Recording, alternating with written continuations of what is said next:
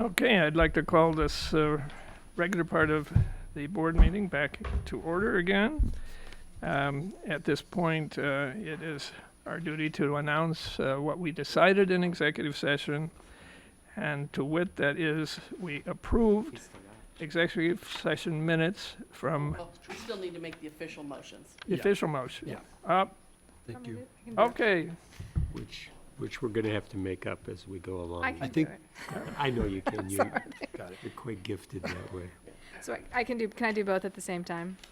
Recordings and, okay. Sure. So I move to approve executive session minutes of July 11th, 2023, and to release part of the, and then we've also conducted the review of semi-annual unreleased minutes of past executive sessions and concluded that the need for confidentiality still exists for all the unreleased minutes or portions of minutes except for the following minutes or portions of minutes that no longer require confidential treatment and can be made available for public inspection. And those are the minutes of July 11th, 2023. And then finally, I move to destroy destroy recordings, and the board has authorized the destruction of the following executive session recordings on these dates: January 11th, 2022, February 1st, 2022, March 8th, 2022, and 2 recordings on April 5th, 2022. Second. That's been moved and seconded. Is there any discussion? Hearing none, let's do a roll call, starting with Cedric this time. Aye. Aye, Aye. Aye. and that carries unanimously. Brings us to Roman numeral 4, to accept or amend the agenda. What's noted here, I think actually there is a desire to amend the agenda. Correct. Yeah. I move to move new business item A to the directly after public comment. Second. That's been moved and seconded. Is there any discussion on that? Let's do a roll call then, this time starting with Roger. Aye. Aye. Aye. Aye. And again, that carries unanimously. And so we are now to the public comment portion of our meeting. Is there anyone here from the public wishing to address the board at this time?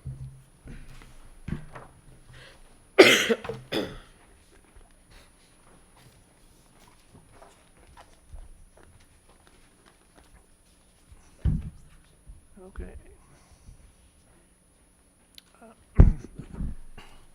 Now there's something, is this written, this is written stuff to be submitted to the board in addition to, are you wanting to, this is from Larry Smith, 1811 Lakeside Drive in Champaign. And do you wish to speak or simply to have this written material put in the record? Okay. Next up, Amanda Fox from Champaign. Topic of concern, Weaver Park. And a reminder for those wishing to speak that our rules specify a 3-minute limit for presentations. Thank you. Thank you. Happy New Year. A year of health and wellness gives us hope and possibilities for violence reduction. In Florence Williams's book, The Nature Fix, Why Nature Makes Us Happier, Healthier, and More Creative, she says access to nature is a new national indicator of health in Scotland, and that Washington, D.C. pediatrician Dr. Robert Czar says parks are free, an incredible resource. We just need to connect people to them. Williams looks at studies and talks to researchers, including psychologist Dr. Francis Kuo, who runs the Landscape and Human Health Lab at UIUC, who says greenery decreases aggression and violence. Williams notes those of greater financial resources have greater access to nature in neighborhoods. In concluding, she says, until we fully acknowledge the need for nature that's driving some of our behavior, we won't work to make it available to everyone. The Urbana Park District plays an integral role through many programs, including summer youth employment. Youth could act as ambassadors to lead interpretive tours from the Health and Wellness Center in Prairie Park to the Prairie in Weaver Park. Also, to assist younger kids with nature scavenger hunts. I have some words that are attributed to Dr. Martin Luther King Jr. They are join with the earth and each other to bring new life to the land, to restore the waters, to refresh the air, to renew the forests, to care for the plants, to protect the creatures, to celebrate the seas, to rejoice in the sunlight, to sing the song of the stars, to recall our destiny, to renew our spirits, to reinvigorate our bodies, to recreate the human community, to promote justice and peace, to love our children and love one another, to join together as many and diverse expressions of one loving mystery for the healing of the earth and the renewal of all life. For Weaver Park, we stated goals of providing habitat and then created the prairie. We can create sports fields without uprooting the Weaver Park prairie habitat. Thank you. Thank you for coming out this evening.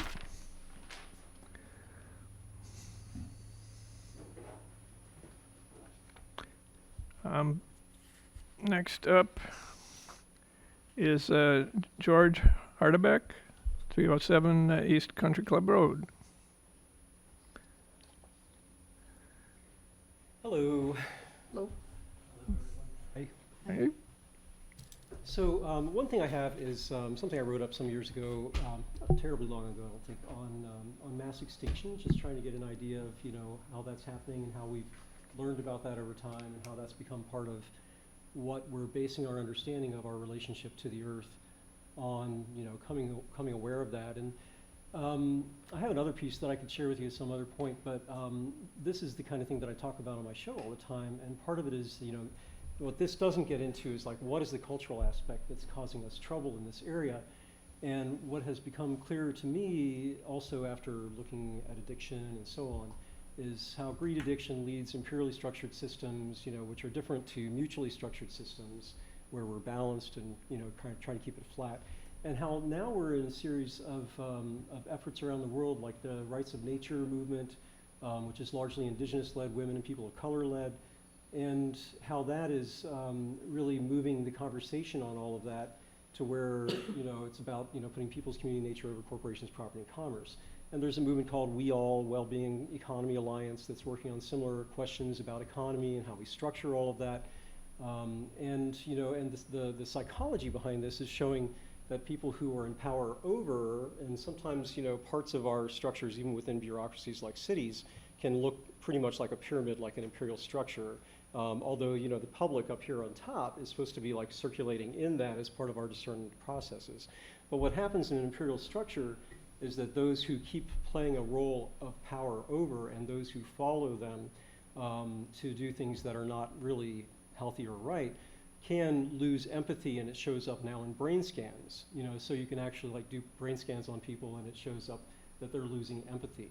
And that empathy can be in ecological imperialism as well, which is kind of down at the bottom of that pyramid that we've been pushing for a lot of years because of allowing all this to be greed addiction led, which is not what the indigenous have been doing, which are also, they're not just pre-imperial, but they're post-imperial as well. A lot of them left imperial systems, went back to mutual systems that were interrelating across our lands.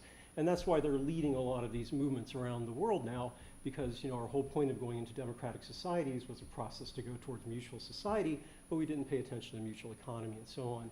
As part of that, sharing life carefully, caring for each other mutually, all of that. Anyway, I'd like to maybe hand out this on mass extinction. I'd like to keep coming back to these kinds of thoughts because we need to question ourselves, like in a circle you would mutually in a 12-step group where you would say, oh, we all fall into these possibilities of losing empathy, of treating rights as wrongs as rights, and sort of might is right. We have power, so you don't really have a place here. We can laugh that off, that kind of thing.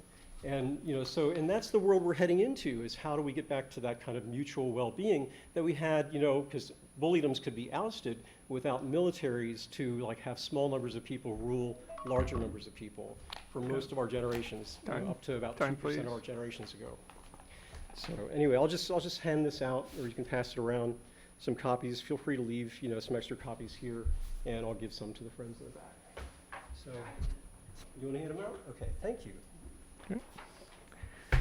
Thank you for coming out. Come to my radio show and talk about that. It's on Thursday nights from 7 to 9. Thank you. Chris Bertie, if I've pronounced it right, 411 West Nevada. Hi, everybody. As a retired professor of art and design, and someone that's been actively involved in habitat restoration in this community, as well as Urbana Park District, I'm here to plead with the Park District to please leave out the softball fields out of the proposed Weaver Park plan. Doing this would keep more of the integrity of the existing quality natural area for more of the community to enjoy year-round, rather than 4 to 5 months for a small constituency, a small softball constituency. It should be noted that there are people that do softball, many of them are in clubs, and there's an adequate, there is adequate facilities in Champaign-Urbana. If someone really wants to play softball, they can do that. So again, I'd keep everything else but the softball fields. A quality natural area being significantly diminished from Weaver Park's present size, or not being significant, would be more akin to Meadowbrook and become not only a destination park for the community and the surrounding neighborhood, but also complement the mission of the wellness center. So there would be a path, like Meadowbrook, that could be integrated into that. I ride my bike every day through Meadowbrook Park, and at any one point, you'll see 12 to 20 people there. And that's less likely to happen with the softball fields. It's going to diminish it in terms of natural habitat quality for hundreds, thousands of insects to birds. And it's also going to diminish it aesthetically. I'm a professor of design, so like I consider myself an authority in terms of design. Also, if the Kickapoo Rail Trail, it's going to affect that too. It's a keystone. So having a high quality natural area to complement the Kickapoo Rail Trail, I think that's going to affect that aesthetically too.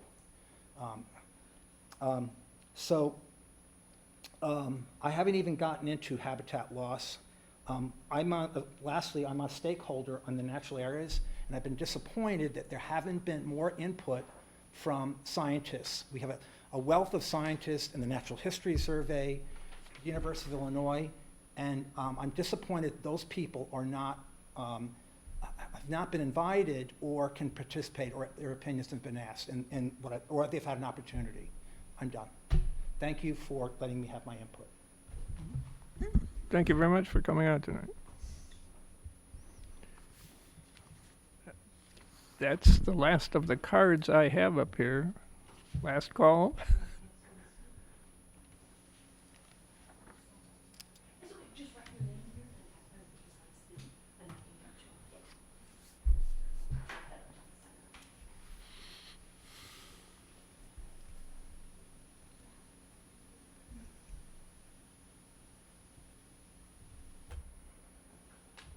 more.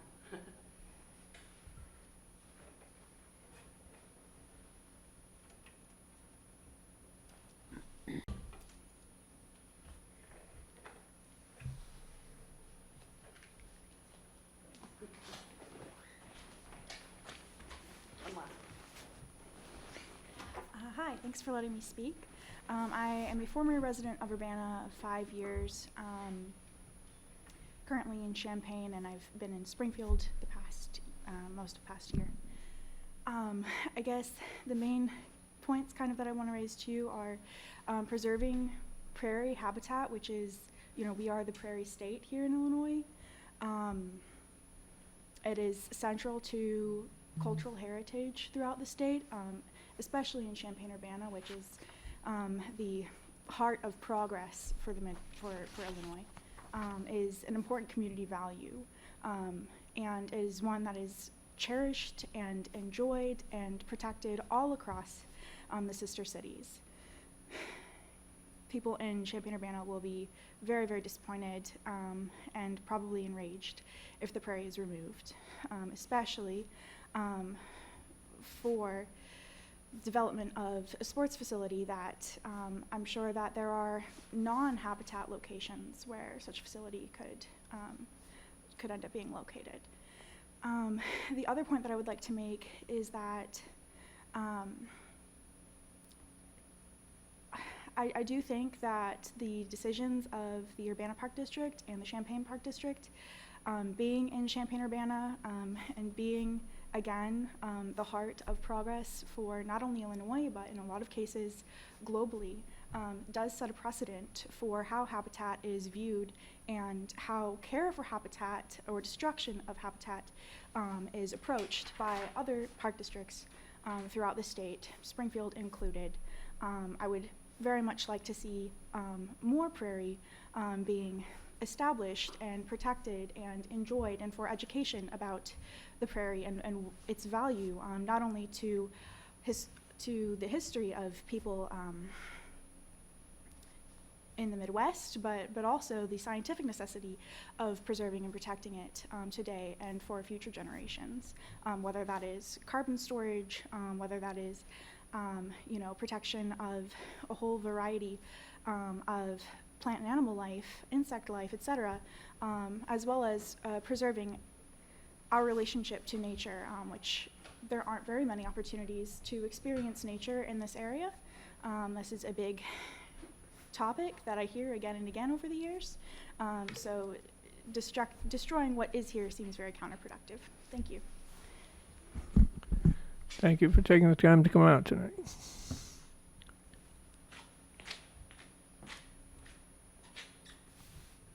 Okay, I think that then completes our public comment portion of the agenda tonight. Oh, Michael, I think there was a question. Could I ask one sentence to what I said? Is that there were 1,300, I failed to mention that on Facebook there's an organization called Weaver Park Watchdogs, and there's a petition to preserve Weaver Park. And right now, there's over 1,300 signatures from the community to preserve the Weaver Park natural area. That's all. Okay, thank you. So we are now, having moved a new business item, well, it's shown as Roman numeral X there. Anyway, we're talking about approving or discussing and possibly approving a solar power purchase agreement.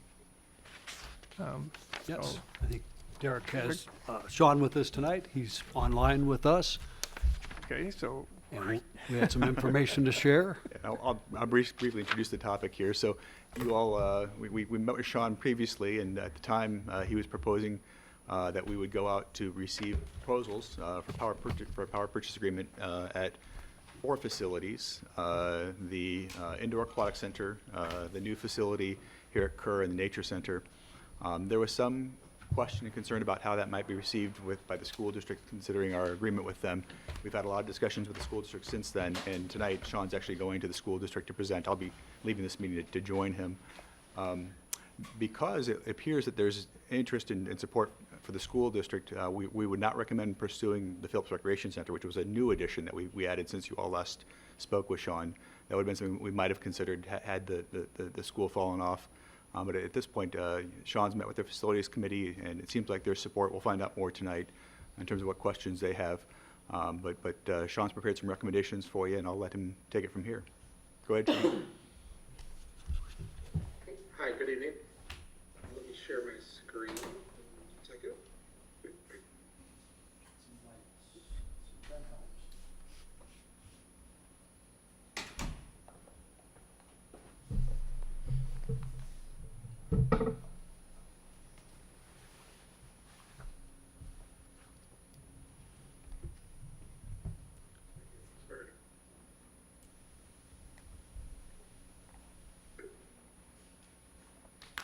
Okay, so this is a follow-up to our last meeting. We went out to receive proposals for a response date of December 27th, 2023, and we sent out proposal documents and RFQ requirements to over 80 solar developers. We did receive replies from 8 developers and rates and pricing from 5 developers. And in addition, the current pricing that the Urbana Park District pays is actually is higher than we originally forecasted and looked at on the invoices from earlier in 2023 for all 4 of the for 3 out of the 4 facilities, with the health and wellness building still not up and operational.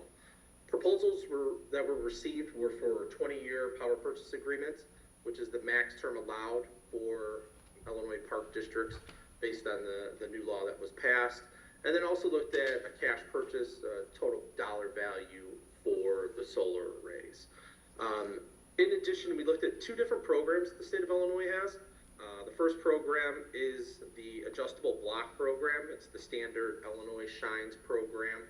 And we looked at a combination of proposal options for the park district. We looked at individual pricing for each one of the facilities. We also looked at different scenarios where we looked at combining different facilities together to see what those price options would be.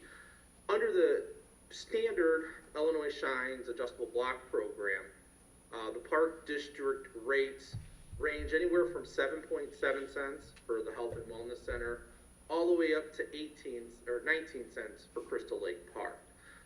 And as an aggregate, that program is around 8 cents.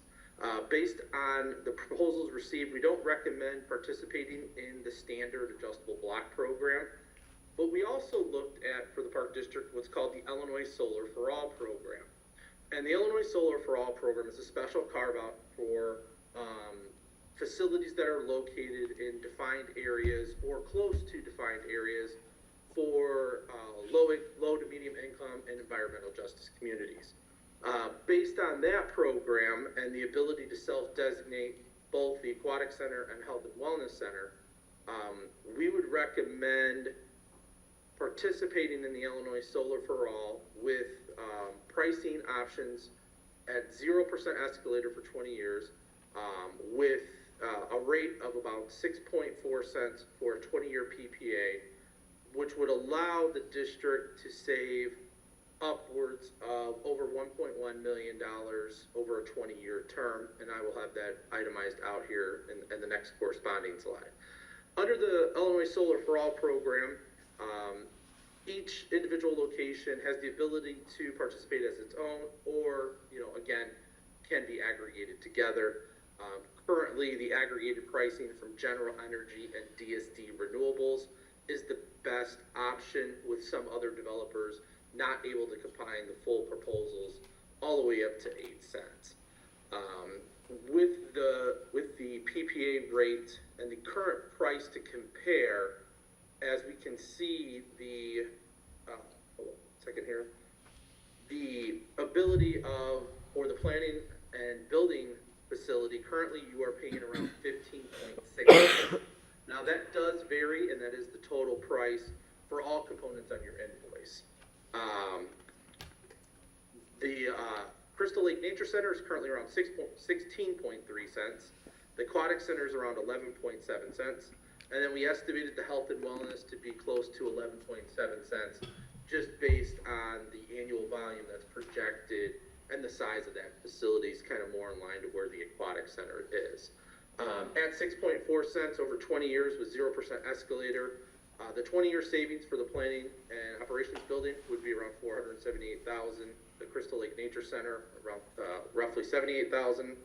Aquatic Center $243,000, and Health and Wellness projected to be about $331,000 for a total 20-year savings of a little more than $1.1 million. Annually, we are forecasting it to be around $56,000, or a little more than $56,000. Now, this does include any future price increases for Ameren delivery charges or the negotiated contract rates for the energy supply that we we'll be making recommendations for the district later this month, once we hopefully finalize what the solar plan will be. The ability here, the other option for the Illinois Solar for All program was the wind-free solar, and wind-free solar did have a lower price for the aquatic center at 5.5 cents, but increased all the other facilities. So the delta is about $10,000 between the two, which is another reason why we are recommending General Energy and DSD this evening for the district to move forward with. Project timelines for the Question related projects to to that? move forward. Hey, Sean, Hey, hang got a on. question? Oh, I'm sorry, I can't see the group, so I apologize about that.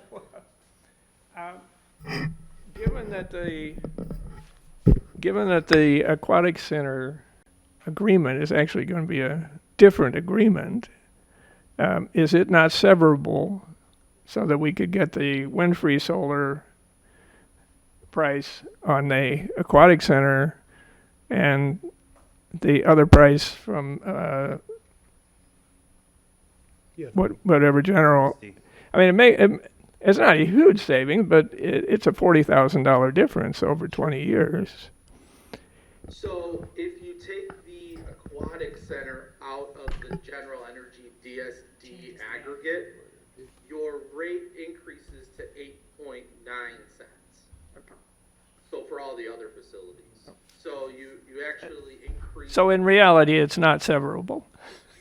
Yeah, it would be a combined price with the aquatic center and the other three facilities. Thank you, Sean. Yes. Yes. So you're going to do schedule? Oh, yeah, sorry about that. Okay. I still couldn't see the room, sorry. So one of the reasons why we are looking to, kind of condense the recommendation timeline is with the health and wellness building, already being construction and having the grant that was put into place. We already have a call set up potentially with your construction company to talk about the electrical infrastructure later this week to kind of preemptively get the timelines set proper for that building as we work through all the interconnection, final construction permitting, electrical engineering and designs that the timeline would take. We anticipate that all projects would be completed by the end of 2024 or early 2025, with the health and wellness one being the first one that would be completed because of the timeline of the grant. But there is still, contractual work to do, and then utility requirements that need to be met as well. And Ameren has somewhat of a backlog on some of those documents, so we want to get in as much of the application process as soon as possible to get everything in queue. The key assumptions in the analysis are 30% tax credit based on the Inflation Reduction Act, the long-term renewables program SREC amounts to be paid over 7 years, the Ameren inverter rebate currently at $250 per kilowatt hour, current market pricing that the Park District is paying, ensuring prevailing wage is on all projects, 20-year power purchase agreement as allowed for the Illinois Park District law, with no annual escalator. We did look at and receive in power proposals for pricing options at a 1% and a 2% escalator. The 1% and the 2% escalator didn't have a huge variance with the cost impact in the first year versus the 6.4 cents into the outer years, where you would be paying potentially upwards of 8, 9, 10, and 11 cents with those higher escalators. So we thought it was imperative to include just the 0% escalator to ensure budget certainty over the 20-year term. And then we did look at the roof details and warranties that were provided by Derek and his team for the facilities between the TPO roof and shingle roofs and metal roofs. We do feel confident for the arrays that are highlighted here in a couple of minutes. So our recommendation is to, one, receive confirmation from both the Park District and School District, proceeding with the defined projects as proposed, moving forward with planning operations, Crystal Lake Park Nature Center, Health and Wellness and Aquatic Center, 20-year term with General Energy and DSD Renewables. General Energy will be the electrical contractor that does all of the work and all of the paperwork. DSD Renewables is the finance company that will be owning the project. Contract term under the Illinois Solar for All program as an aggregate to get the benefit of the cost. And then final review of the contract, as well as any discussions with your legal representative and the DSD General Energy team. Complete initial site walkthroughs immediately following the board decides to approve. So get those scheduled either late this week or early next week to have General Energy team down to look at all of the electrical infrastructures, be on the roofs, just ensure that all of the T's and I's are dotted, and then again targeting end of the year into 2025. So here are the designs and kind of system overviews. Is there any other questions at this time? We have one. Yes. One other question. I mean, we're talking about a 20-year term here. What if, heaven forbid, the people we contract with go bankrupt? And their equipment is sitting on our facility, and they're not able to service it. What happens under that circumstance? Sure. So there are parameters in place that there are companies that will purchase and assume the agreements that are set in place. There is right now and foreseeable future, there's a lot of emphasis to secure long-term renewable contracts, both in private equity sectors and large conglomerate groups of consortiums. Once solar's on and operational, there's not a lot of really maintenance, and there's annual revisions and stuff to that effect. But the big outlay of capital and outlay of everything, solar's still going to produce in those out years. So there are parameters that if the company goes bankrupt, then the Park District takes ownership of the array at that time, or somebody else can buy it at a mutually agreed interest for both the Park District level and the company that potentially could go bankrupt. So there's provisions in the contract that spell out what those steps are. So Sean, if someone didn't take over the array and we took it over, now we're getting energy at no cost. You would no longer have to pay the PPA rate, yes. Mm-hmm. Derek, do we know who would decide that if we chose, or just to be clear, do we know? Does Sean know? Would it be the proposed company that would take over deciding, or It would we be decide? it would be a negotiation of entities that your board at that time and the company, and then obviously our company, because we would know about any contractual issues in regards to the agreements from that company at that time, and we would want to work through what the parameters are set, or find another buyer if the Park District wants to continue it, or if you just want to have it yours and operate it yourself and take over the maintenance if there's maintenance and stuff to that effect. And maybe this is a more Park District question, but so the purchase price is $492,000. Where are those dollars coming from? That's the This would be this is a PPA, so there is zero out-of-pocket expense for the Park District. The purchase price would be if the Park District purchased it, and Okay. then the Park District would then take advantage of the tax credits, the Ameren inverter rebates, and the Inflation Reduction Act of REC pay. So this is just a purchase cost, so that we know what the system array as designed would cost if the district wanted to buy it. But the PPA, the district has no outlay of capital. They're not paying for any engineering designs.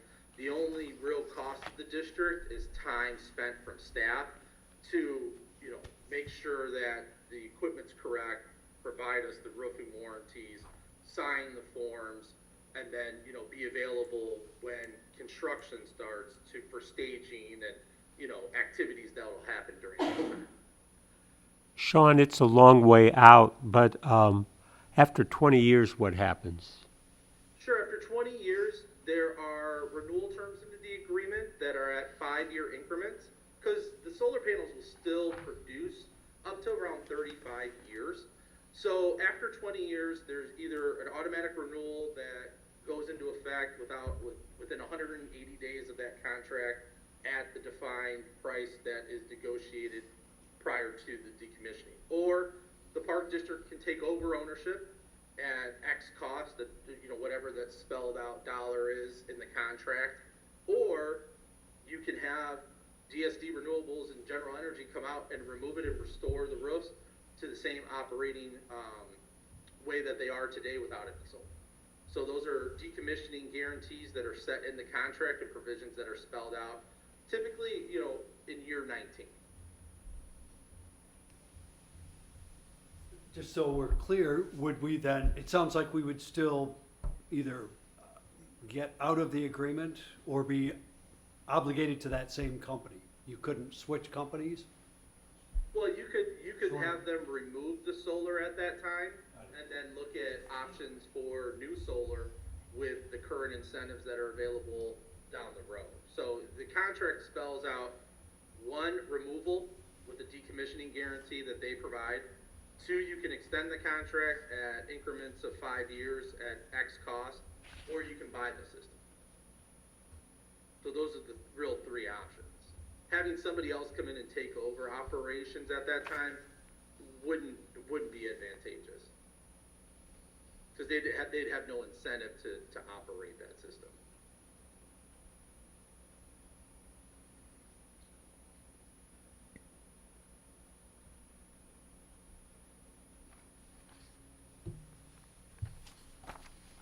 So, Also included is an operation and maintenance schedule, so they would come out every year to ensure that the panels are working properly, do a thermal scanning, check the wires, check to make sure the modules are working properly, the inverters are working properly. They would come out and replace and maintain whatever needs to be worked, do the warranty claims if there's any warranty claims. So that is also all part of the power purchase agreement. The district is leasing the space on the roof and then receiving the discounted power price under this scenario. Sean, do they have a way of monitoring the panels, so if something goes down, they know it's down and they'll be out to get it working? Yes, both the finance company and the electrical contractor will have monitoring for the system to ensure that it is working properly, as well as the district will have a site that can be viewed by the public as well as operations to ensure the system is working properly. In addition, in the contract, there's also production guarantees set at 85% to ensure that the system is working at optimal guarantee that doesn't fall below that parameter. And if the system doesn't work at 85%, the district will be made whole for the price that they paid up to that 85% threshold. So 1, the district can use it for marketing, they can use it on your Facebook, you can use it on your website, show what the power production is. We do provide, trees saved, greenhouse gas emissions reduced, equivalency of iPads charged or miles driven. Again, we can look at those parameters that are set through the EPA tracking mechanism based on the amount of kilowatt hours that are produced from solar.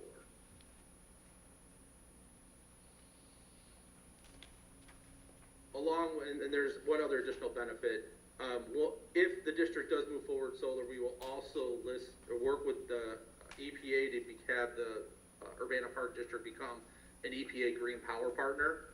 Based on these solar arrays, you would be eligible, have your district and the sites listed on the EPA Green Power Partner map. You will get a press release and some other materials through the EPA for the solar array. So, in addition to the savings to the district and the stakeholders, there's also the value in the green attributes that the district is looking to move forward with as well, and to have those engaged with your community stakeholders. Sean, did you want to talk about some of the production versus consumption modeling that you did? Yeah, give me 1 second and pull that up. Okay. Hold on.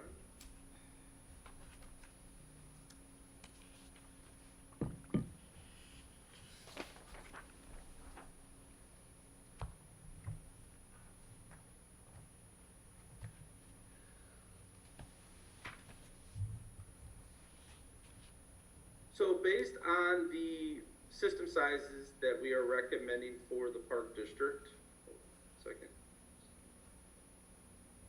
Taking a minute to share my screen.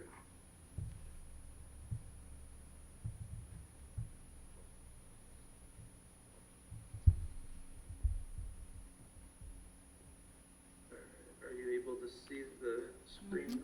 Yep. Let's do some adjusting. So based on the solar production for Crystal Lake Park, based on the 12-month usage, so what we did is we put together what the solar will produce by month, and then we took the last 12 months grid production, and what we wanted to show here is if the sun shines, the clouds are cloudy, it rains on the same exact days, snows, the district will still purchase power from the grid, you know, in the month of January, February, March, April. In May, there'll be, you know, some net metered credits, which will be additional savings.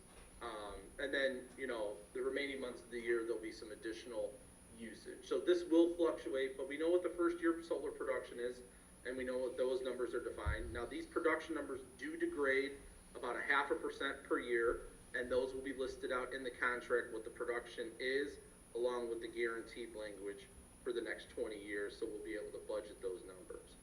Planning and operations, right now, solar is looking to produce about 259,000 kilowatt hours. 12-month usage is roughly 184,000.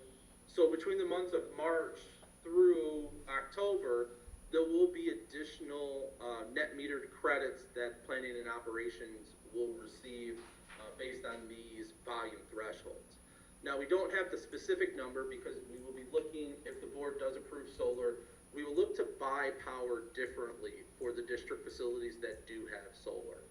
We will be making a recommendation for these 3 facilities or 4 facilities to buy power on an on and off peak energy basis so that you have your power purchase agreement and then remaining on peak power is bought at whatever contract rate on the energy commodity market, and then at night what the energy commodity market price is. You'll get the reduction in your capacity and your transmission on the supply side by having solar produced during the day. And then all of the other facilities will make a recommendation to secure one price no matter what time of day, no matter what the capacities are for those other facilities. So planning and operations does have a more of a net parameter just based on the amount of power that we are looking to put on the grid for the solar production versus what you currently use. And then you also see the aquatic center, you know, currently they use around 600,000 over the last 12 months.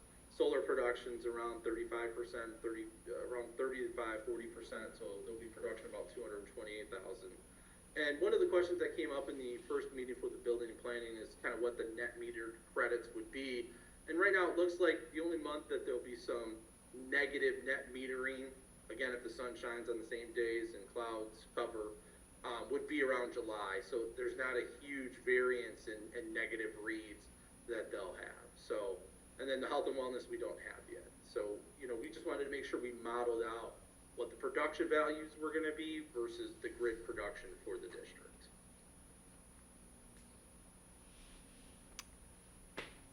Thank you, Sean.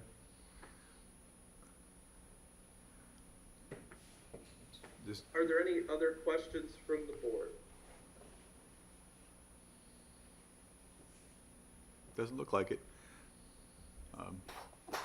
So Sean, our recommendation is to award the scenario number 3, which is the 4 facilities that we highlighted, to General Energy / DSD Renewables, 20-year power purchase agreement at the 6.4 cents per kilowatt hour rate.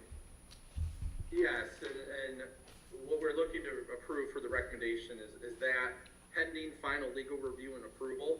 So that allows us to get the contract over to the Park District's legal attorney And once he has approved it, the board then authorizes the executive director to enter that agreement once legal does approve that. And the language, Derek, I did provide to you if you wanted to kind of run through that. And did I understand correctly from what you said that if we do not manage to get the school district's agreement on this, the price that General Energy would want would actually be higher than what we're showing here? It would be, yeah. Yeah, some of the earlier modeling that we had looked at, the rates were more competitive without the school facility, but it'll be useful to have them on our group. When Sean met with them earlier, they made statements about, we recognize this is good for Urbana as a whole, the one Urbana taxpayer. So I'm optimistic that tonight they'll move this forward, but that'll be our next step after this, is to talk with them more. So if the school district does not approve it, then this is null and void and we come back? Correct. Okay.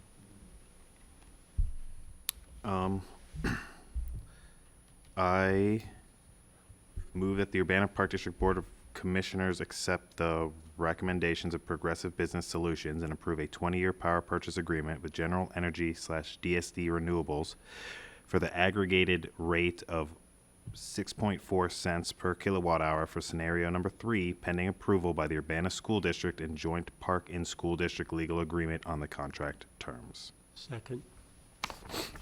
That's been moved and seconded. Is there any further discussion or questions on the point?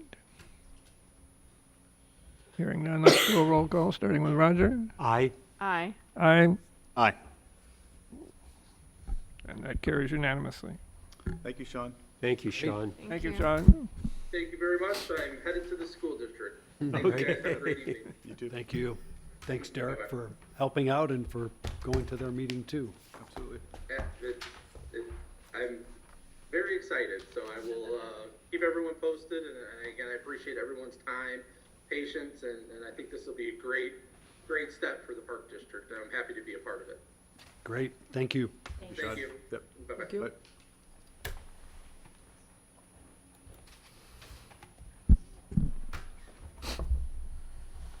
He's actually wrapping up, he's further along with Sycamore Park District on a very similar agreement, using the same solar vendor, and they have good things to say. We've checked some of the references with them, all good things to say. So I think we found a good consultant to guide us through this process. We were always hoping to get solar on a few of our facilities. Now we're really making some strides. Right. Yeah. Good. Well, it seems great. The proof in the pudding will be when it's energized. but- Absolutely. Yep. Well, if you'll excuse me, I'm gonna head over to the school district. Yep. Yeah, have a good Yeah. night. Thanks, Derek. Moving on to Roman numeral 6, UPDAC report. There was no December meeting, so I'm assuming there's Correct. nothing to report on that. That takes us then to Roman numeral 7, the consent agenda. And the items on the consent agenda for this evening are approval of minutes of the December 7 joint board meeting with the Champaign Park District for CUSR, approval of minutes of the December 5th, 2023 board study session meeting, and approval of minutes of the December 12th, 2023 regular board meeting, receipt of the monthly departmental reports, to wit, administration, planning and operations, and recreation, approval of the monthly paid accounts payable, action to accept the philanthropy report and gifts listed with gratitude, and approval of commissioner and corporate authorities of the local agency travel, meal, and lodging expenses for Commissioner Stratton, for Commissioner Laura Hastings, and the Urbana Park District Advisory Committee Chair Ashley Withers, and lastly, meal, travel, and lodging expenses, I believe, for our Executive Director Tim Bartlett, to both for attending the iParks Board of Directors meeting and the annual Park District IAPD meetings. So, it is the purview of any single commissioner to remove any or all of these items from the consent agenda for separate discussion and action. Is there any commissioner wishing to do any of that? I see no sign of that. Is there a commissioner willing to make a motion? I move to approve all of the action items on the consent agenda and accept all the information items listed on the consent agenda in an omnibus manner. Second? That's been moved and seconded, and under our rules of the consent agenda at this point, there is to be no further discussion. So we will hold a roll call vote, this time starting with Cedric. Aye. Aye, Aye. Aye. and that carries unanimously. And that moves us on to the financial reports. All right, jumping right in. Revenues and expenditures reports, what we start with each month. This is our prior 12-month period, budget for the current period, preliminary unaudited results for 8 months ending December 31st, 2023. Page 1 titled Sum 1. This is all funds excluding the capital improvements fund. Noting revenues for the period are $13,347,403. This is an increase of $1,698,000 since November, directly attributable to continuing with interfund transfers while we make our December annual bond payments. And also, we did receive our final property tax distribution. That was $370,000 and some, and we also did get interest this year of $10,245. So you'll see on here that our property taxes are just broke the 99% mark. So that's good. Expenditures, $10,490,778. Again, this is an increase of $3,563,000 since November. And again, this is directly related to, making our bond payments, and as well, we did have 3 payrolls in December.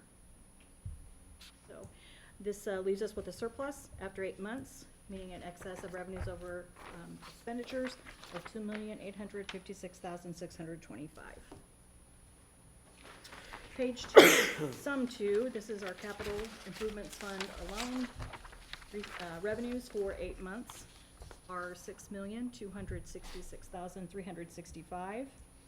We did receive our annual bond proceeds in December, $931,525. And we have received in December just under $1 million in CEO reimbursements. So coming in timely, much appreciated. Expenditures are $5,936,591. This is an increase of $3,023,000 from November, and all but $20,000 of that is directly related to health and wellness construction. Again, here revenues exceed expenditures, resulting in a surplus of $289,774. Page 3, Sum 3, this is all funds district-wide, noting that our ending fund balances as a whole district, $17,282,428. And the remaining reports are individual fund reports for our 3 main working funds: general, recreation, museum. And the last page is the report for our UIAC indoor pool fund. Moving to our second set of reports, our treasurer's report. Again, this is a report of all the amount, the cash that the district has on a single day, December 31st, 2023, listing all 25 funds down the left. Where cash is invested is displayed across the top. And the investments on this date, $18,721,349.64. Page 2, the top section lists the amounts that we have in interest-bearing accounts. Of that $18,721,000, total dollars on hand, $16,087,539 is out in investments and varying rates. The bottom section of page 2 is our interfund loans. There is no new activity during December here. And page 3 is the last page of our treasurer's report. This is a list of all of our disbursements for the month of December. This includes vendor payments as well as payroll. Total disbursements of funds, which include payroll and vendors, is $5,367,182.81. And noting that if you were to factor out our bond payments and the capital improvement fund, we would be only $617,000 in distributions, even with 3 payrolls. I present to you the treasurer's report for audit.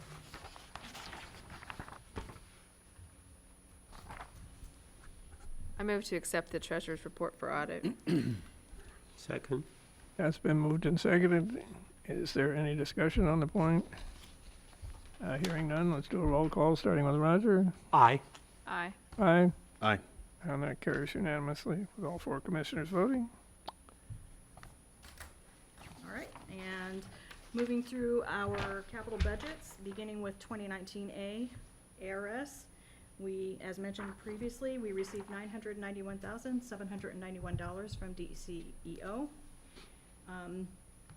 The expenditures at the bottom, instead of going line by line here, what this amounts to is that we did pay core construction 2 bills during December, bills number 7 and 8. That totaled $3,200,025. There was also a teeny tiny invoice to Met for testing for $1,875.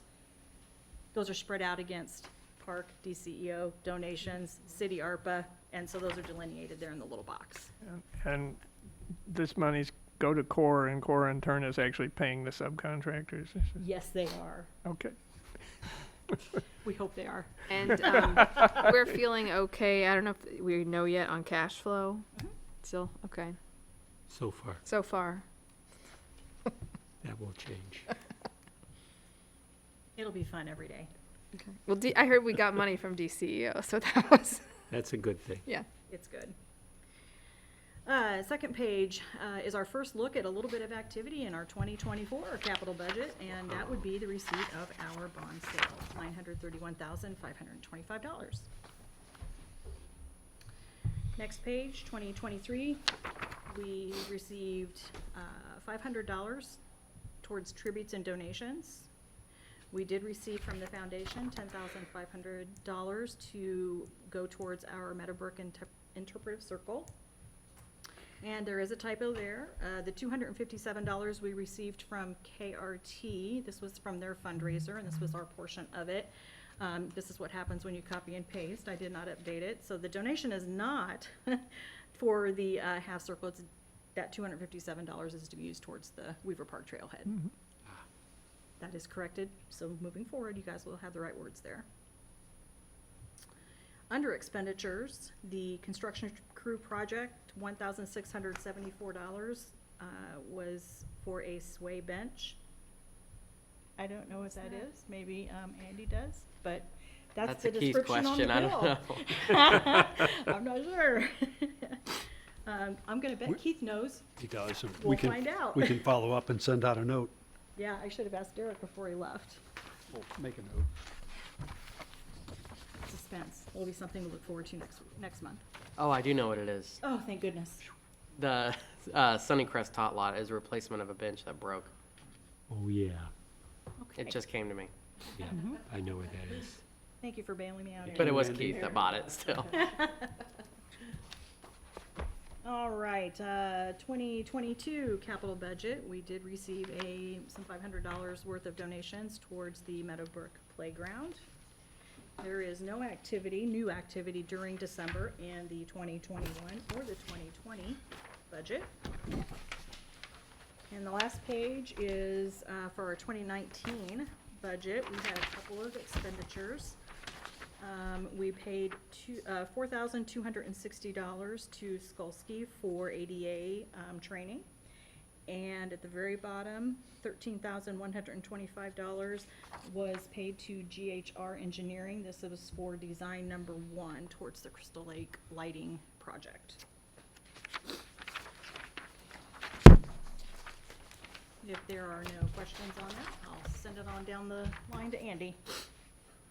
Yeah, and I'll note too, just kind of overall discussion as far as grants and cash flow.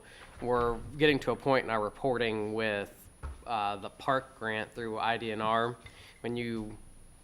There's no real science to it. When we say we're 50% done with construction, we can then request reimbursement of all park funds that we had spent to that point. And we've spent about 90% of our park grant funds to this point. And with our reporting that we're doing in December through January, we're going to claim that we're at 50% of our construction. And so we'll be beginning the process to request all the funds we can get from park. And what we've been told is it's not if you're 50% done, you get 50% of your funds. They can get us 100% of our funds if we're at that point. They did say that typically they'll hold back a little bit of funds just to make sure you finish up the project and then release it like 5-10%. But we're beginning that process, which will be really good news. So typically they might give 85-90%. Yes. And we've expended that much, so we'll be requesting that much of it. So, like each month, I've got pictures of the construction site. So, big priority in the past couple weeks and then moving forward the next few weeks is basically to fully enclose the building and insulate it. The gym portion has all the metal paneling surrounding it. They're working on finishing up the admin rec fitness area wing currently, and then they're also working as weather permits for the roofing panels now, and then that'll coincide with insulation work around the gym, and then after the gym they'll get to the admin fitness wing once they have those metal panels installed. So on the picture on the left, you can kind of see the look of when they're starting to get some of these roofing panels installed. And we were walking the site last Thursday. Tim and I were kind of commenting how it was kind of a pleasant surprise how big the windows are. You know, you see things on plans, you don't really imagine as big as these are. I mean, this portion here is the track, and obviously here's the floor. So they're pretty large windows you can see throughout, which will be really nice, let in a lot of natural light.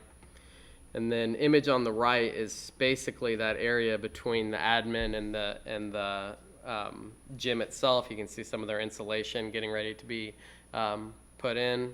And here's the elevated walking track above. You can get a feel of that going around the building, around the gym. And we have some fairly updated aerials. I think these were from a couple weeks ago. And you can see some of the hollow plank flooring was going in as well for that admin wing, basically setting up that structure to start working on the second floor. And once they start getting more things enclosed and insulated, they'll be bringing the masons back as well to start doing some more of that work inside. If they don't get this roofed and enclosed before we get 0-degree weather next week, is that going to shut down? I'm assuming it's going to cause some delays, yeah. And they were talking a little bit about it last Thursday at the meeting, where right now we're on schedule. In fact, I think they're getting a little cautious to say it, but we're a little ahead of schedule because of how mild the winter has been thus far. But if we start getting into that situation, it might push us back a little bit. And it looks like next week's going to be, yeah, very cold. Bad. I was just going to add in, staff's working too. I think the News Gazette's doing another update. I think it started out, they were, as I understand it, was contacted. It looked like they were doing profiles on big projects or impactful things coming in 2024. So obviously they had listed our facility. So we started talking about that, and that led to, hey, can you send some drawings and pictures? So we're hoping maybe tomorrow there'll be a more in-depth or at least some images. Not sure what they have space for, but we'll see. I know Roger's aware we're trying to, on the foundation side, make sure we're keeping our donors informed, and so we're looking for every opportunity to get some information, out there. So I welcome, we'll see what the News Gazette might have for us. And that may very well be tomorrow. When I sent her those renderings, she said it was either going to be today or, I ran to or get the tomorrow. paper today and didn't see it. I didn't but see it today, yeah. Hoping tomorrow to get maybe some press. Prairie Play, just a quick update. We're still out to bid. We're looking to have our first addendum out this week. Final questions from potential contractors are due to us next week, and then our opening is currently scheduled for the 23rd with the board recommendation in February. We are still anticipating a farewell event in mid-February with a weather date in late February. And then our paver return, we're looking at an evening and a weekend day for the first week of March. And our demo contractor is anticipating to be on site then basically the Monday after our paver return extravaganza. And then we'd have that demo contractor have access to the site. What I was saying was all of March, and then that would give us time to have all of our ducks in a row with the awarded installation contractor, get all the paperwork completed during that time, and then give them access to the site beginning in April. Just a reminder too, we have a time capsule that was buried out there too, so we're hoping to resurrect that and see if we can have some fun with that maybe as a part of any of these activities. Does it include a piece of the original wood? You know what? Preserved? I don't think anyone can remember what went into the time capsule, so there might be a lot of surprises for everybody. Quick update on the Phase 2, I guess, Blair Oslide project. The application's been out for a few months. We did receive word from IDNR in December that they were actually anticipating notifying the awarding agencies last month, which is earlier than typically done. They were almost apologetic that they were unable to meet that deadline, and they anticipate on notifying those organizations in January. So I know Tim's thinking potentially this may be tied in with IPRA, which I think may have been something that they did more frequently in the past. Recently, we've been hearing late February, March, more typically, at least while I've been here. And so just as I figured I'd probably have a quick reminder on what this project entails. Primary focus is really pavilion upgrades, alternates for extending the roof to the east and north, new pavement with seating stones, picnic area, grilling space. And then on overall site plan, we've proposed concrete bag set, 2 of them, which is very similar to what's at Crystal Lake Park, a communication board for our new playground, and then basically reimagining that northwest T-ball field a little bit to make it a little more effective for multi-use, where you'd have basically shrink the infield, maintain it as a size for T-ball, which is how we program it, and then be able to expand and have a soccer field as that outfield for general open use and for our program practices. So hopefully by next board meeting, we will know more. Ambucks Park, the sanitary district, is looking at doing a sidewalk heading from the Cottage Grove entrance where the sidewalk ends, and then on I guess their property, our park, heading towards their office building. We have a final walkthrough scheduled tomorrow. I'm not sure if that's going to work out with the weather. I guess we'll see. And what they had in their plans was basically a 5-foot sidewalk. We're working with them to include some of those DCEO funds to be able to expand that width to an 8-foot. And then that would hopefully tie into future trail improvements throughout Ambucks. In case you're looking, north is to the right. Yeah. Sorry, I was trying to, this is how their plans were, so I was kind of rotating the Ambucks to try to fit. The path would basically come in like this, and this is and loop down over here and then connect to their building. Last thing is just on our KRT Weaver Trailhead. We've completed our last owner's representative interview this morning. The Champaign County Forest Preserve's planning on having an approval to their board January 18th. That's, next Thursday. Both teams that we had interviewed were really good. I think either one would be a great fit.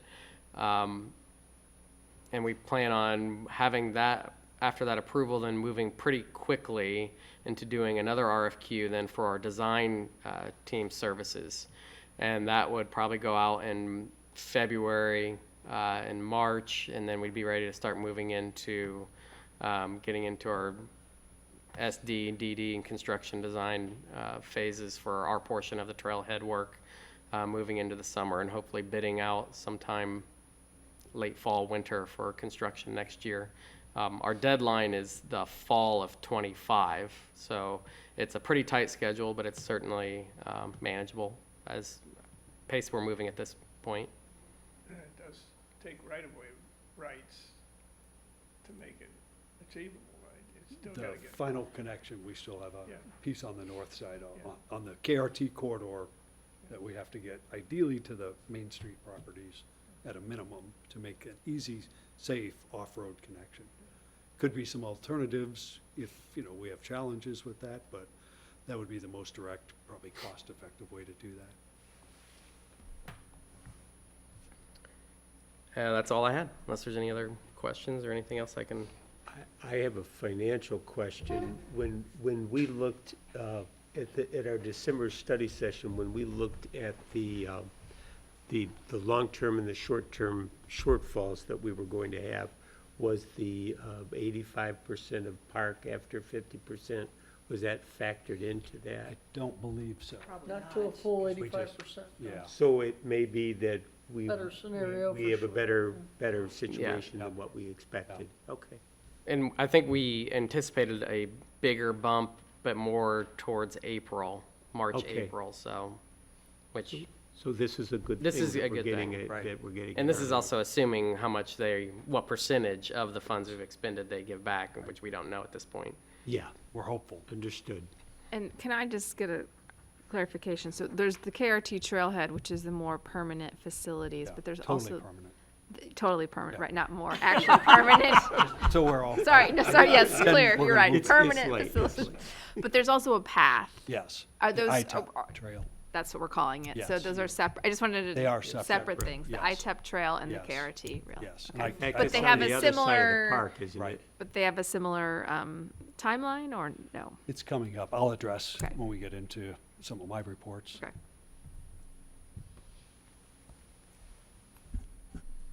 Any other questions for Andy?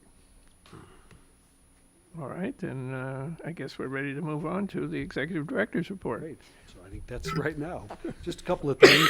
Obviously, you got the You Belong Here report. We always have exciting and interesting things there. I think Andy covered the KRT updates. We did interview the last firm. We have two very capable groups. We're very excited about that, trying to work on scope and cost. So we'll hopefully have a recommendation that would provide that group to us. And is that choice ultimately the Forest Preserve? Well, I think they'll do the formal approval, but our steering committee, it's pretty democratic. I think everyone's already on the same page. So I think trying to get the right cost and with the scope of services is sort of our last piece of discussion there. Just a reminder, the IAPD legislative breakfast is March 4th. Really happy they announced our date as early as they did, because that certainly helps. Obviously, if folks have commitments, we understand that. We should have a large enough group that should work really well. Just a reminder, staff's working on preparing a letter to go out to our state senator and representative to make requests for the district on capital. We've had a lot of discussion, so just a reminder, we've got layers of capital, kind of the capital team. We do our annual work, we do our big projects. We're also working with the Urbana Parks Foundation. We just submitted our priority report on projects to that group this month and explained, these are targets, kind of what we all discussed last month. And then probably a new and different tool that would go to our legislators. I think when you were all at the CU Special Rec meeting, I think we shared and you saw plans of what, we jointly hope to ask for and what we're working on. We'll send a separate letter based on Urbana Park District needs. Some things we're going to try to factor in is, what are our capital needs? What's Springfield looking at? Try to find out, what's available, what programs. And then lastly, in no surprise, we've been told there likely could be less money in the pipelines. Doesn't mean no money, so we should definitely have some projects. So we're trying to be strategic, and we're trying to select projects that might really advance us and hopefully not cause another expenditure in that. So it may be different than a few of the things, that we've talked about in the past. So definitely will be things that I think we're all supportive of, and we'll make sure everyone's aware of that. Just want to kind of point out too, in item 5 there, just some of the trends in Parks and Rec. I don't know if everyone gets the NRPA magazine, but staff does, and they had a really good issue on equity as a whole. But we're really tracking with health and wellness, making that a priority. Certainly our new facility speaks well of that, but I think the creative stuff that the recreation staff's working on really speak to that. Of course, cultural competencies, or You Belong Here, fit really well with that, and I think is, in the midst. Environmental focus, it's fair to say we've always had a keen environmental focus at this district, but it's ever more becoming increasing nationally, and so I'm glad to see us in that lane. Collaboration, we've probably existed with collaborations over certainly my time at the district, but I think that's kind of a specialty that we work really well with our partners in Urbana and throughout Champaign County.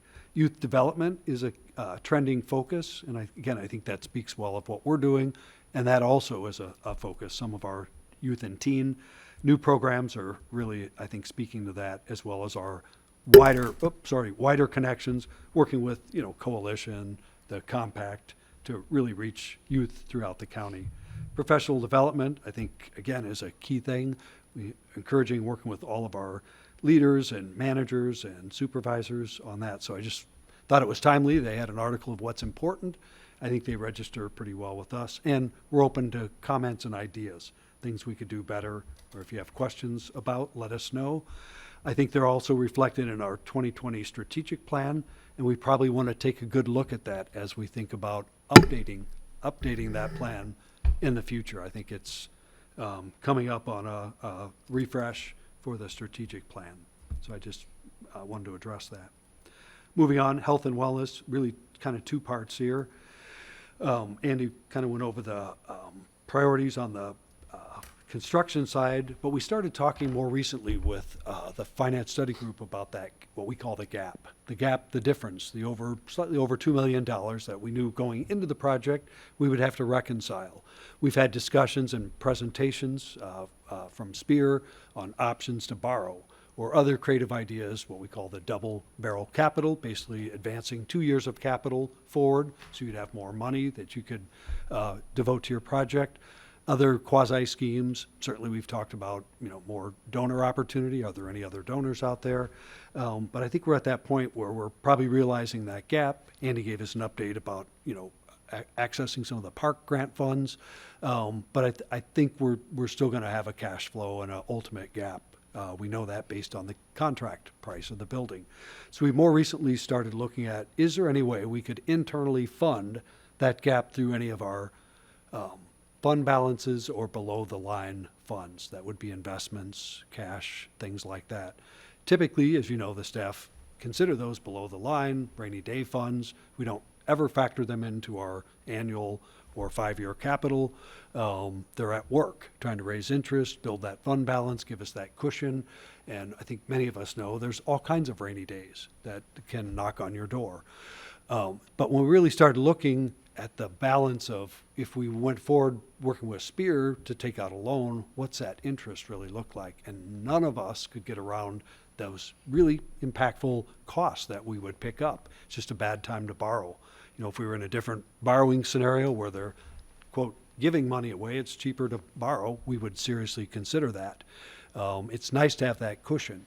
But we're now working and would like to come back next month with some worksheets, we're calling them worksheets, to try to prove or show that we think that's something we should engage with.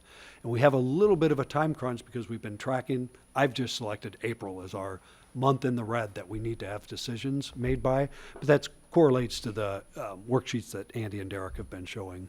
You know, when we start to get into the yellow zone or maybe that red zone of, hey, we need an influx of cash. Again, good news. Overall, could potentially virtually build a $16 million facility without incurring debt. That would be truly amazing.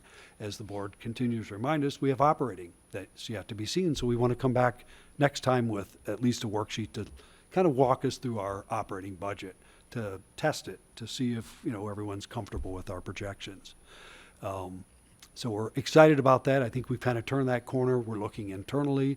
Certainly if any commissioners have a concern or a strong feeling, now would be the time to share that with us. We have time to look at other options, but, you know, beyond borrowing externally or looking internally, we don't have a whole lot of options, and we're not sure that third option that another donor or another group, you know, could step forward, you know, in a timely way.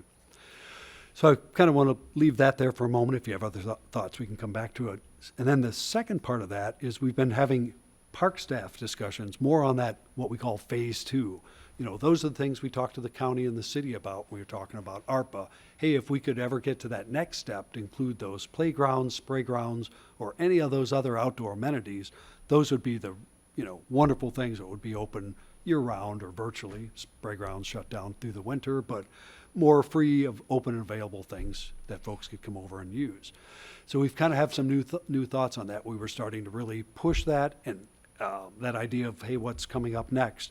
In addition, we've recently learned through the city that there's a real high level of interest in a skate park in Urbana. My understanding, there's been lots of youth attending the city council meetings over the past several months, really keen on that. Working with the mayor and their staff, suggested, hey, can we redirect them back to the park district? We're not afraid of that. That's probably a recreational thing. But here's the real challenge where we started to focus. While staff's trying to incorporate, as rec professionals, moving to that next fun, interesting, compelling thing, we realized that we still have some outlying projects we're committed to at Crystal Lake. We seem to, you know, be really excited about all that work. But we still have work left to do there. There's still a couple of phases, including the lake house and some of those more expensive moves. We touched on a few kind of reminders on our other capital needs, and we kind of came to that realization we may not be able to move as quickly, nor maybe should we, into any other commitments at this time for phase two amenities. As much as we need them last week, we have to factor in all the other commitments that we're trying to make. So as we think about legislator, you know, requests, we may move into those areas. We you know, might have potentials to receive additional money, but we are very concerned of, and starting to kind of come around to, we likely need to finish the projects we have, or at least create a plan to finish things at Crystal Lake. We're not really convinced it would be prudent of us to make commitments for phase two, no matter how much need is out there. So it really is a matter of dollar and cents. How much can we commit? How much are we already obligated? And how much more can we look down the road on what we can add? So I'd recommend let's come back next time and look at kind of where we are borrowing internally. How does that impact us? See what that cash flow situation looks like. And then I think we'll have a little better understanding of what any future commitments, you know, we should be making. Including, again, the operating budget, a draft operating budget for the health and wellness Correct. facility, because My understanding, Corky and Derek, if we build it Laura are and, working on that. and can't run it, Correct. we're going to be in a world of hurt. Exactly. You know, some things I think that one thing on that we realized, you know, we have a sort of a balance carried forward with health and wellness operations. So it's not like we're just going to have to draw from tax dollars. Hey, everything has to come over from the other side. So we do have some, you know, I guess, built in, but let's take a fresh look at that. And I think it's going to be critical over the next few months that we all work together and probably start to shore up what our commitments have to be. And it's not that we don't see the value, the benefit, or the need. It's just the dollars and cents. It's not likely we'll see new outside money flooding into the community that we could, you know, move on some of those. I'd like to think so, but what we're hearing is, yeah, those COVID-related, you know, dollars may be coming, you know, to a close. So, just wanted to share that, kind of see what sort of thoughts or comments anybody has. Can you just refresh our memories on like what phase 2 health and wellness includes? So Well, spray park. Right, those, Like- just to be clear, those were sort of staff-led, phases. I don't think we had articulated, Yeah. officially to the public, but I think all of us would agree if the sooner we could get into a playground or some of those amenities would help that neighborhood, help East Urbana, and help Urbana. Yeah, even if the concepts were never totally laid out, Right. the notion was, Right. we gotta have some things that Right. are outside the shell of the building. Right. Right. And some of those, description of those amenities would be the, playground, sprayground, the outdoor shelter, the wetland that surrounded that area, those landscape amenities, a pavilion, so you could have, events and activities. The reminder, the new sprayground Illinois regulations likely would lead us to a recirculating system, so we're not just dumping water down a drain, so that would be a filter room, required changing rooms, picture little pool type facility there. Right. And outdoor basketball. Outdoor basketball, and then other amenities we kind of considered future might fall into the skate park, pickleball, outdoor sand volleyball, that next layer. So when the city council and the mayor were having these requests, she asked, hey, can you give us an update on what your priorities are? Staff met and we sort of laid that out, and skate park was probably in phase 4 at that point in that discussion. We took sort of that breakdown. I think some of the estimates we got just for anybody can correct me on the capital team, for that playground, sprayground, wetland combo was over $2 million. Yeah. So those are large dollars. That's not a, Now, don't we have some commitment on the wetland? I mean, correct, because of drainage requirements from the Right. building.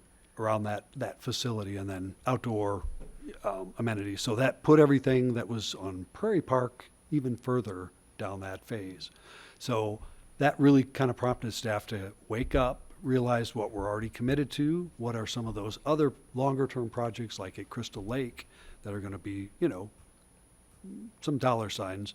Could we be fortunate to get any legislative help with any of those? That would, certainly be helpful. I think you're all aware we had at least a discussion with our representative about potentially any more DCO dollars. We're still trying to pursue that, see where that might fall.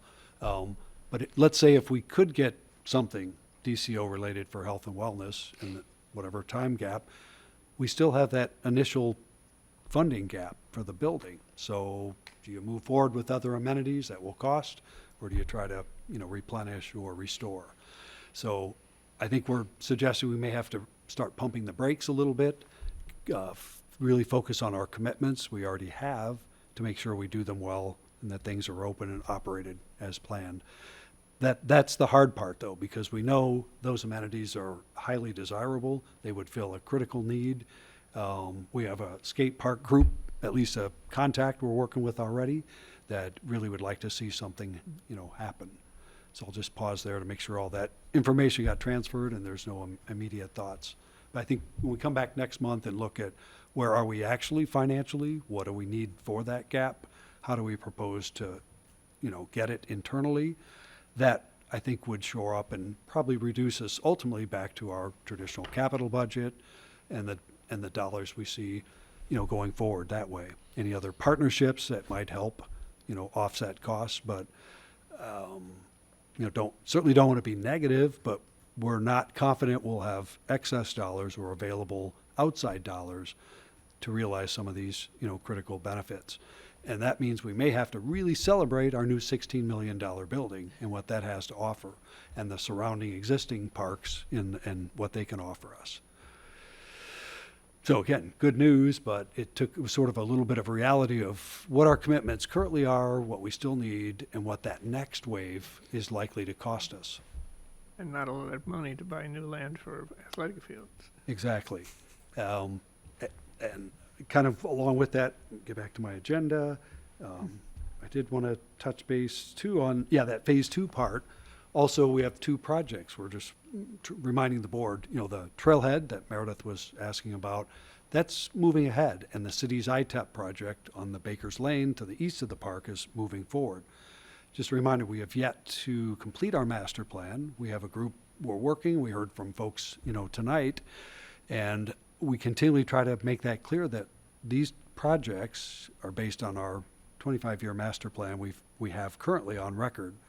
We're acting on those. We've made commitments through the state on our trailhead, and the city's likewise done so. So those projects are going to move forward before we have a plan. And there could be some community concern about loss of perceived habitat, things like that. And again, I think we shared that before with the board, and asked, is that something we want to return dollars to DCO or tell the city they need to stay in Baker's Lane, not into the project? And I think the answer was, we're already committed. We have a plan. We've been seeking dollars. We've been successful, and those projects need to go forward. We're still engaged for a solution. I have continually promoted that we need a shared site outcome at that site, and that an exclusive natural area will not meet the needs of the neighborhood, the community, or Urbana. So that's probably, could create, some concern. But I think there's still general support for both of those amenities in that park, and we need them. So I think in one way, we cannot go back on the city and say, hey, you can't be here, we don't want that. That would not be a good collaborative move. And our long-term commitments that we hounded our legislators for support at federal and state level has realized. And so without making, a motion that would move backwards on that, these are things we're already committed to. So, I just think that probably helps identify that difference of, we have a plan of record that we've been working toward for many years, and this newer concept of keeping, the park in Weaver Park in its current condition, it's just going to be challenging.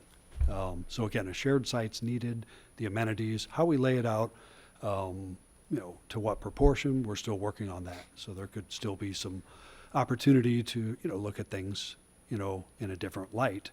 But the program and the needs have not changed. We've adjusted some of the requirements and maybe the numbering, so we found some maybe offsets there, but we need Weaver Park, to complete our goals.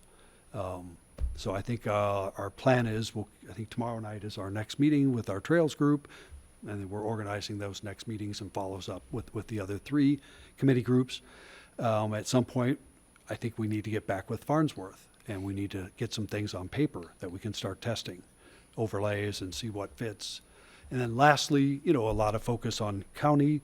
We've had one discussion with them. We would like to go back and try to find out, if there's any new updates, but we may realize there are no new updates, and they're in a continued pattern at that site, which likely means there's no available free land adjacent to Weaver Prairie Park.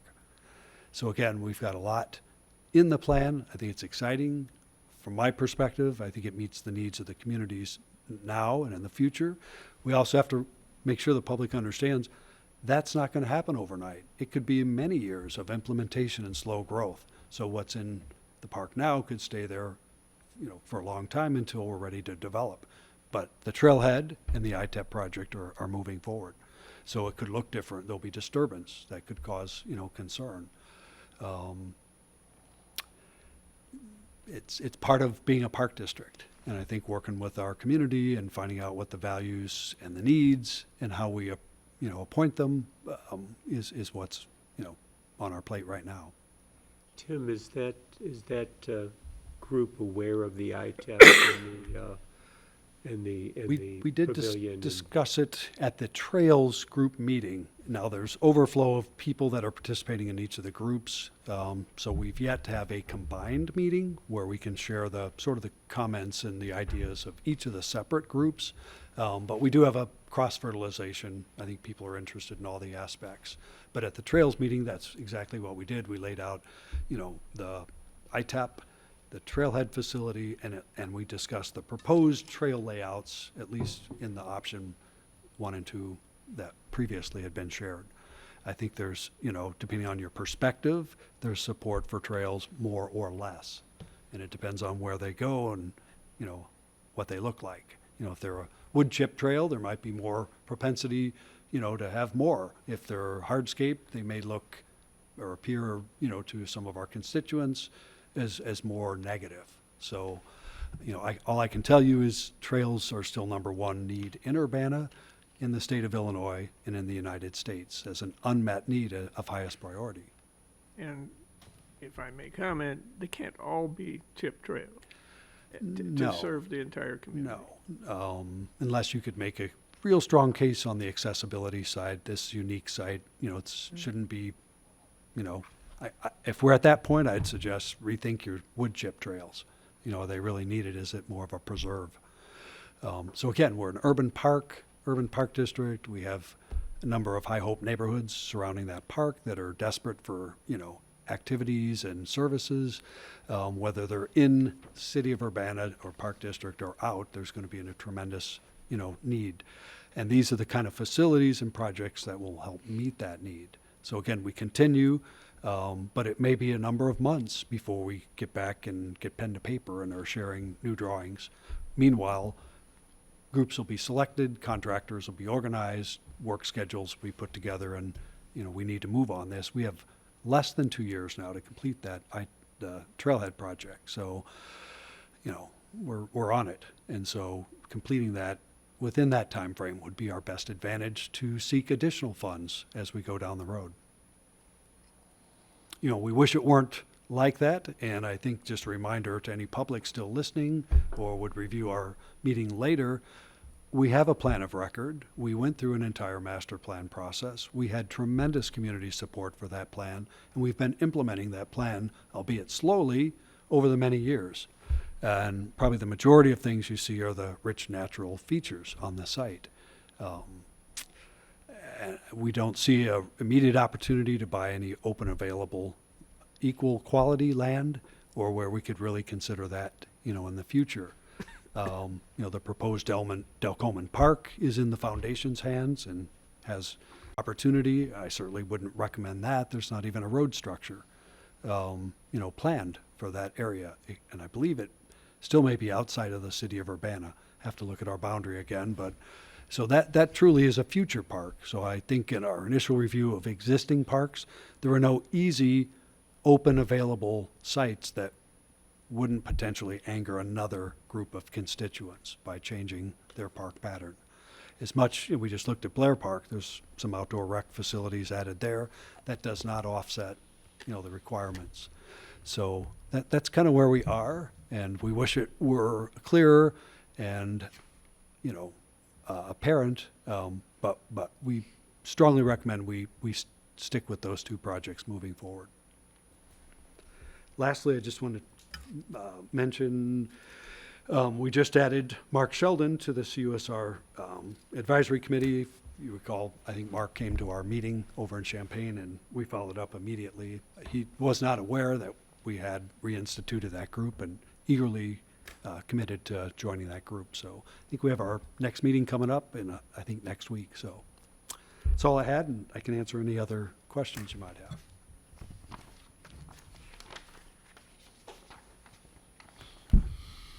Okay, if there are no further questions for them, move on to the president's report. And in terms of upcoming meetings, we've got February 6th study session with a tentative topic of discussing scholarships and that notion. And then on February 13th for our regular meeting, where we'll be covering the annual recreation statistics report. Didn't have anything further to add in that regard. Moving on to finance study group, well, we met Friday, and I think Tim has covered. Yes. the Sorry, vast I didn't mean to majority take away of that anybody's discussion. thunder. No, that's all right. Which is fine. Okay. There was actually some additional discussion. Laura, again, reminding there are some expenses coming up in terms of the time stamping software and Oh, yeah. and the equipment required for it. That somewhere along the line there's going to be an actual significant outlay for changing equipment, and it's a question of determining when is the best time. And All of those things. I don't know if there's anything else to add from that, Rod. No, we've covered it pretty well. Policy study group, I, Have not met. nothing there, okay. And Roger, you met yesterday with the Parks Foundation. Yeah, Nancy Del Coman has come on to the foundation board. Tim, I don't know if that's the first time we've ever had a former commissioner on the foundation board. It's not Well, Bruce Larson. yeah, Bruce that's Larson true. was. Our And founding Deborah group, was Debbie. on there. And Deborah, that's why I was And wondering Deborah, if she had been, yeah. but And Nancy Michael's brings a on it. lot to it, Ruth has brought a lot also. to it, and it's good to have her on the board. So she's the third one, at least. We did talk about having more contact with donors about the progress of health and wellness, and trying to get out maybe a monthly newsletter or something like that, keeping donors up to date. And then we talked a little bit about the annual dinner, which is going to be in June, it looks like. And it will include, no date yet, but it will include a tour of the parks and facilities. So to give people a chance to look at that. Other than that, not a whole lot.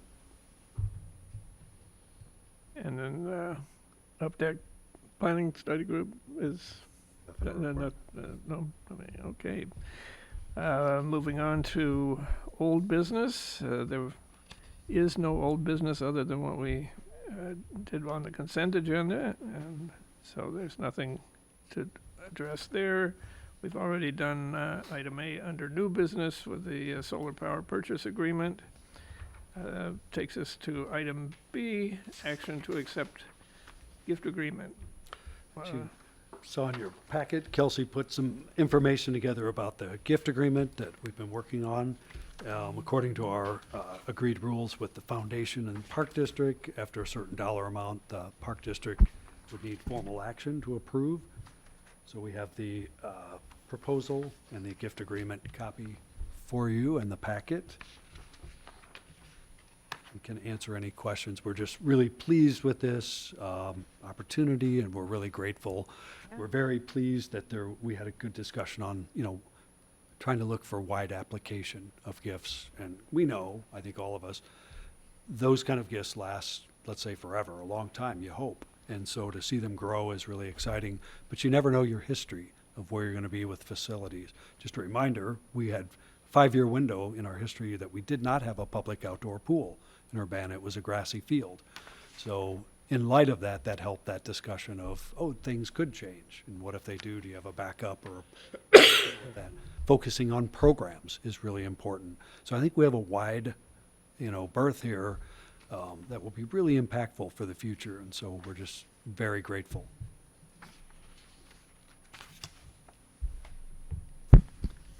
Well, I move to accept that the Urbana Park District Board of Commissioners accept the gift agreement establishing an aquatics endowment fund at the Urbana Parks Foundation. Second? It's been moved and seconded. Is there any discussion on the point?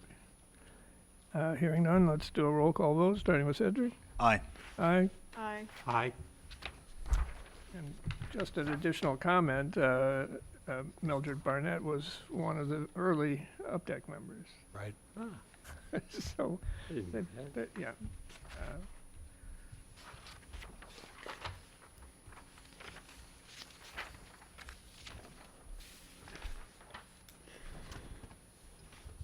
And now, We need some mowers. we're getting ready to cut the grass.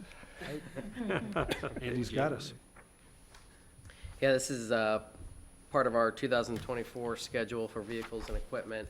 It's 2 new 72-inch mowers, and that's including a trade-in of our 2 existing 72-inch 2017 John Deere mowers.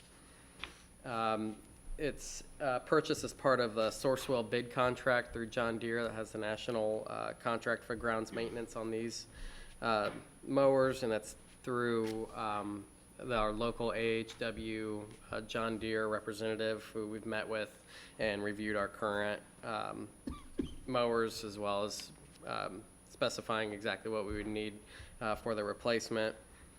And their trade-in offer was, we've been getting really good trade offers from this group for the past few times, so better than what we're even seeing some auctions online, getting what we believe are pretty similar mowers. So we've been pretty happy with what we've been getting as far as that has gone recently. And then budget-wise, I just note that 2024, we have $215,000 total for the vehicles and equipment schedule. These two mowers come to $71,236.62. And then once you pull the trade of the two mowers with the attachments that are shown within that breakout sheet, that total expenses for the two mowers is $33,736.62, which is pretty good. We had about $30,000 earmarked for each mower in our schedule. Andy, why is the trade-in value for the 2017 so high compared to the 2018? Right? Is it They're like- both the same. On the page 1 at the bottom, there's a 2017 John Deere 1570 for $17,000, Right. and then another one for $17,000, and then there are attachments, I see. Okay. That makes sense. which is a broom and a flex deck. Gotcha. That goes into that total, so then the total's $37,500. Got it. Thank you. So all in all, budget-wise, we're looking pretty good moving forward with this year. We do have, I think I made a note of what else was in our schedule. And we also have some smaller equipment, like trailers, that were also noted in our schedule as well. But we look to be in pretty good shape. Andy, quick question, how's delivery? Is it still way out like it was So- last year, or has that changed? The worst, like, lead times we've had are with like trucks, not as much with John Deere. When we had the backhoe, that was fairly, I'll say quick, 4 to 6 months. And that's what we're looking at. We think we might be able to get it pretty early in the mowing season, hopefully, as well. And we've seen really big issues with lead times for like heavy duty trucks, the 3/4 ton, 1 ton dump trucks. We've had a state bid order now for a year, and they're still not through production. So those are still really struggling. But mowers and stuff, we've had pretty good.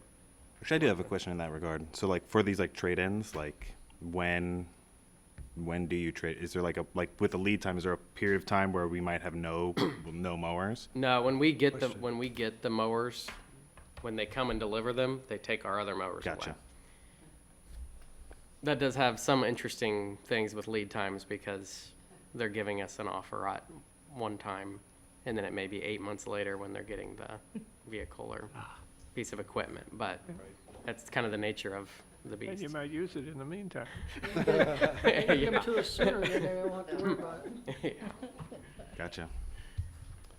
Well, I move to award the purchase of two 72-inch mowers and trade-in of current 2017 models with attachments in the amount of $33,736.62 to AHW LLC of Urbana. Second.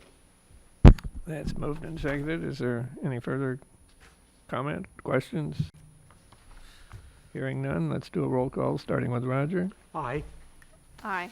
Aye. Aye. And that carries unanimously with all 4 commissioners present voting.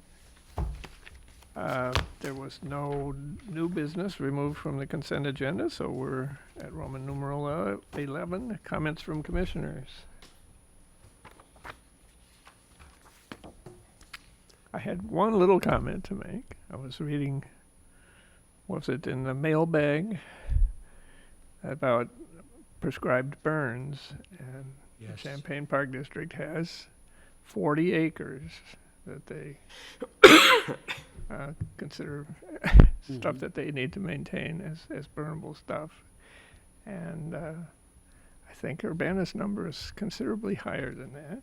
It is. And I hope that some of the people who are coming here from Champaign are also lobbying across Rice Street for the same sort of concerns that they've been expressing here for several meetings now. Michael, we have a piece of information to commissioners, if you would accept that. Corky, do you want to give an update on our winter break numbers at the indoor aquatic? Oh, thank Oh. you. You mentioned Yeah. good news. I meant to have that in my report, so I apologize. Yeah, let me find it real quick. You told me sorry. the other day, Yeah, so I I know. thought. What we're referencing is, we're operating school-out programs at the Right. Indoor Aquatic Center. There's been a lot of discussion or concern about getting people into the pool, changing from our old schedule to just being open.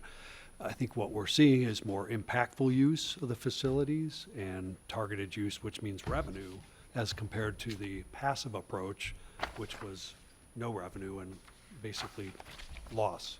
Yeah. So first of all, with our private rentals, we have, on the weekends, we have 4 time slots, 2 Saturday, 2 Sunday. Through February, they are all booked, with rentals, with private rentals, so that continues to go well. Or actually to mid-February, all through January to mid-February, sorry. So those are continuing to do well. Over the 9 days that we were open during the winter break, we had 880 people visit.